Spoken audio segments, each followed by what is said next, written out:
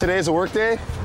Myself and Tony Cabajal, we're gonna put on a stunt show here, House of Motorcycles, getting all the gear, getting posters that we can sign for the people.